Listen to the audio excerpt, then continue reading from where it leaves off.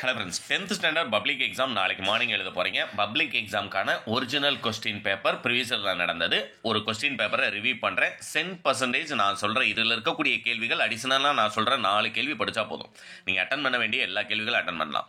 எத்தனை book back அப்படிங்கிறத பார்த்தலாம். உலகையுமே வலிமையுற்றாலும் அதியன் பஞ்சாத்தன் புக் பேக்கு, மகாபாரதம் தமிழ் படுத்தும் சங்க காலத்தில் மொழிபெயர்ப்பு இருந்தது புக் பேக்கு, பெரிய மீசை சிரித்தார் அன்மொழி தொகை புக் பேக்கு, உணதரில் பார்ப்பன் அடியனை யார் யாரிடம் இறைவனிடம் குலசேகர ஆழ்வார் புக் பேக்கு, திருவள்ளுவர் அறிவுடையார் எல்லாம் உடையார் என்று திருவள்ளுவருக்கு பக்கத்தில் ஒரு காமா, அறிவுடையார் எல்லாம் உடையார் இரட்டை மேற்கோள் குறி. அப்போ இது சரியான விடைங்கிறத தேர்ந்தெடுத்துக்கிறோம்.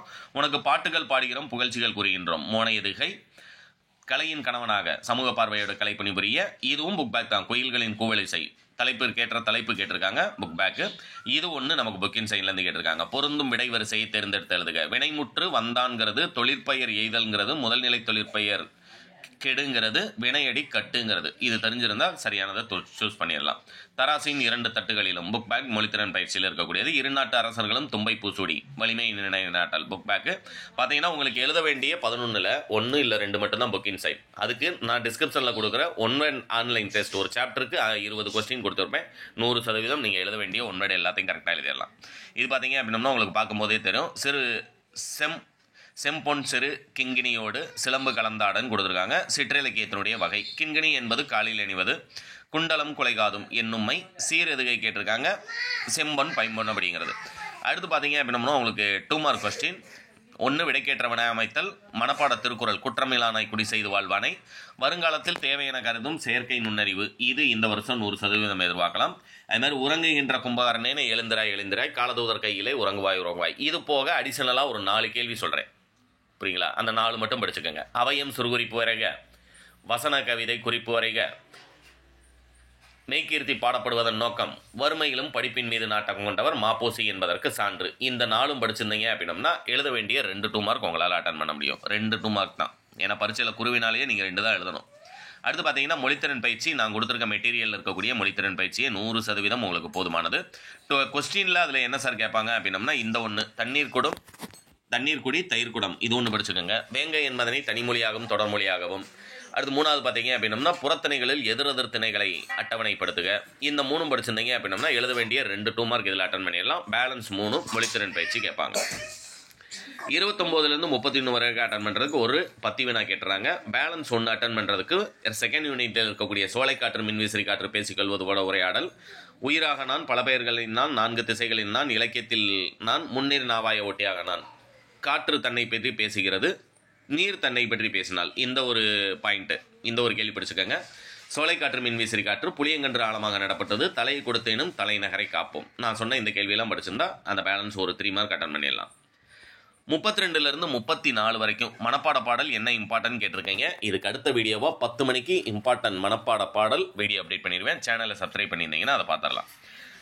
3 மார்க் கொஸ்டினுக்கு இது 2 மட்டுமே போதுமானதுன்னு நான் சொல்லுவேன். மாளாத கௌதல் நோயாளன் போல் சித்தாளின் மனச்சுமைகளை செங்கற்கள் அறியாது. அதுபோக அடிஷனலாக முதல் மழை விழுந்ததும் என்னவெல்லாம் நிகழ்ந்ததாக கூப்பாரா குறிப்பிடுகிறார். 1, தமிழழகனார் தமிழையும் கடலையும் இரட்டுற மொழியும் பாங்கு. அது 1.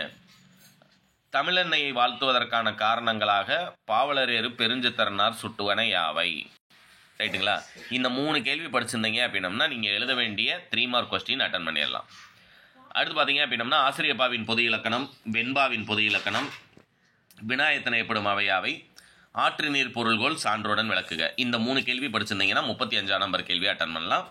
அழகிட்டு வாய்ப்பாடு எழுத பழகிட்டீங்க அப்படின்னம்னா அணி இலக்கணம் படிக்க வேண்டிய அவசியம் இல்லை சார் நான் கேள்வி படிக்கலை, அணி இலக்கணம் என்ன படிக்கணும் அப்படின்னம்னா நிரல் நிறை அணி, தற்குறிப்பேற்றணி, தீவக அணி, இது 3 படிச்சுக்கோங்க. கண்டிப்பாக ஒரு 3 மார்க் அட்டன் பண்ணிடலாம். அடுத்தது 5 மார்க் கொஸ்டினில் ஆல்ரெடி இம்பார்ட்டன்ட் 5 மார்க் கொஸ்டின் நான் அப்டேட் பண்ணியிருக்கேன். இருந்தாலும் மீண்டும் ஒரு தடவை சொல்கிறேன்.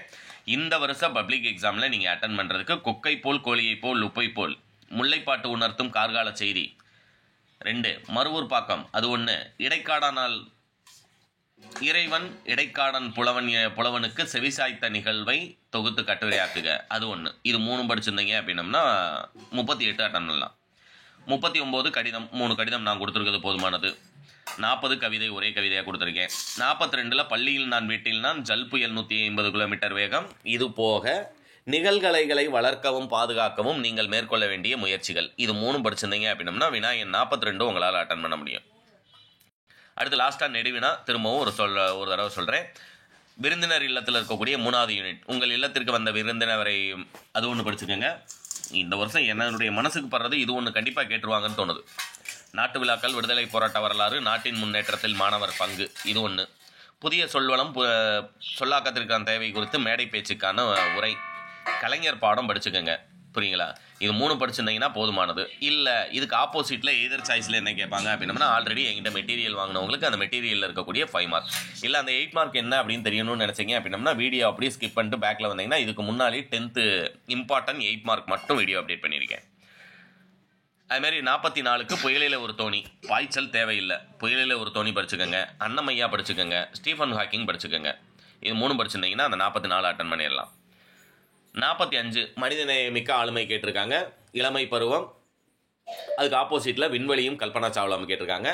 விண்வெளி கல்பனா சாவ்லா இப்போ லாஸ்ட் இயர் கேட்கல, அதனால் இந்த வருஷம் 100% எதிர்பார்க்கலாம். அதுபோக சான்றோர் வளர்த்த தமிழ் கட்டுரை 1, புரியுங்களா? 2ஆச்சா? பேலன்ஸ் 2க்கு சிறு சேமிப்பினுடைய பயன்கள். லாஸ்ட் இயர் சாலை பாதுகாப்பு கேட்டாங்க, இந்த வருஷம் சிறு சேமிப்பு கேட்கலாம். இல்லைன்னா இந்த வருஷம் புதுசாக சேர்த்த கலை திருவிழா சென்று வந்த நிகழ்வை தொகுத்து கட்டுரையாக்குக.